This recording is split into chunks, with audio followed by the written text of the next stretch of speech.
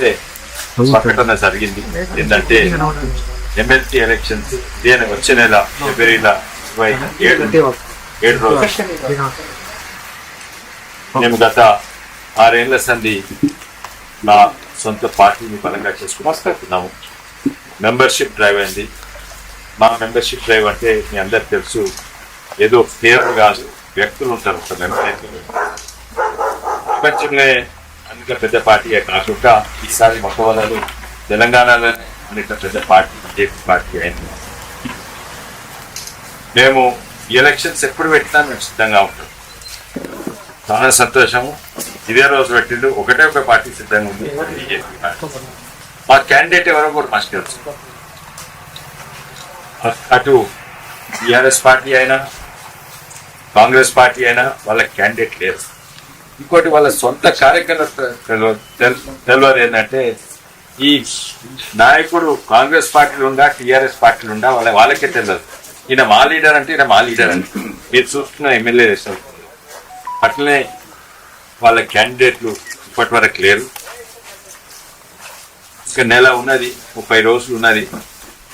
మాకు నమ్మకం ఉంది ఏంటంటే అవగాహన ఉన్న వాళ్ళందరూ కూడా తెలుసు. ఏంటంటే ఈరోజు తెలంగాణలో కరెంట్ వస్తుందన్నా, తెలంగాణ రైతులను ఆదుకుందన్నా అది కేంద్ర ప్రభుత్వం నిధుల వల్లనే. దుష్ప్రచారం చేస్తారు, కేంద్రం నుంచి ఏమవుతలేదు. వాస్తవంగా ప్రతి ఒక్కటి కూడా మున్సిపాలిటీ నడిచేది రాష్ట్ర ప్రభుత్వం నిధుల వల్ల కాదు, అది కేంద్ర ప్రభుత్వం నిధుల వల్ల. ప్రజలు కట్టే హౌస్ ట్యాక్స్ మరి ట్రేడ్ లైసెన్స్ ఫీజు మీదే నడుస్తుంది.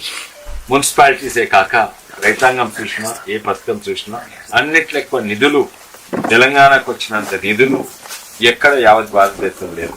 ప్రత్యేకంగా మీరు తర్వాత అదే కాక కొనుగోలు రైతాంగం కొరకు అవగాహన ఉన్న వాళ్ళను దుష్ప్రచారం చేస్తే లాభం లేదు. వాస్తవాలు చెప్తే అది సరిపోతుంది.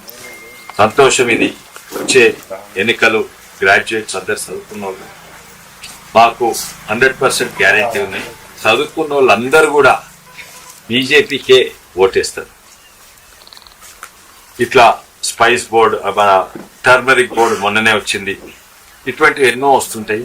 ఎన్నో ప్రాజెక్టులు ఇన్నేళ్ళు 60 ఏళ్ళలో రాని హైవేస్ తెలంగాణలో గత 10 ఏళ్ళలో వచ్చినాయి. అట్లే ప్రతి ఒక్కరు కూడా అభివృద్ధి అయ్యేది కేంద్ర ప్రభుత్వ నిధులు. మీరు చూసిండ్రు, పాత ప్రభుత్వం మీద ప్రజల నమ్మకం మొత్తానికి పోయింది. అది కూడా అవగాహన ఉన్న వాళ్ళకి తెలుసు.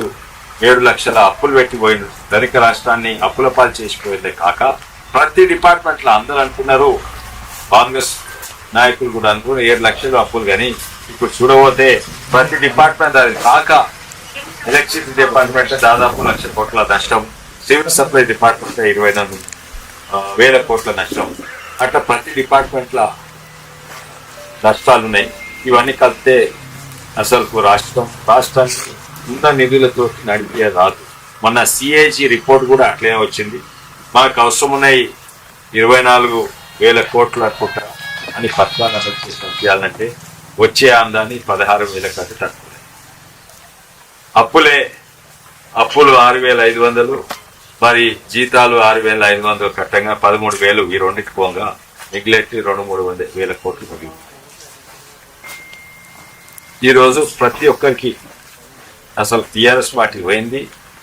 కొత్త ప్రభుత్వం మీద టీఆర్ఎస్ పార్టీ మీద నమ్మకం పోతందుకు 4 ఏళ్ళు పట్టింది. కానీ కొత్త ప్రభుత్వం మీద నమ్మకం ఏడాదిని పోతున్నది. మా క్యాండిడేట్ అంజిరెడ్డి గారు ఈ రోజే ప్రకటన కాగానే వారు ప్రచారం మొదలుపెట్టిండు. మా అందరికీ నమ్మకం ఉంది. ఏంటంటే వారు తప్పనిసరిగా గెలుస్తారు, భారీ మెజార్టీతో గెలుస్తారని నమ్మకం. మరోసారి అందరికీ ధన్యవాదాలు. అవకాశం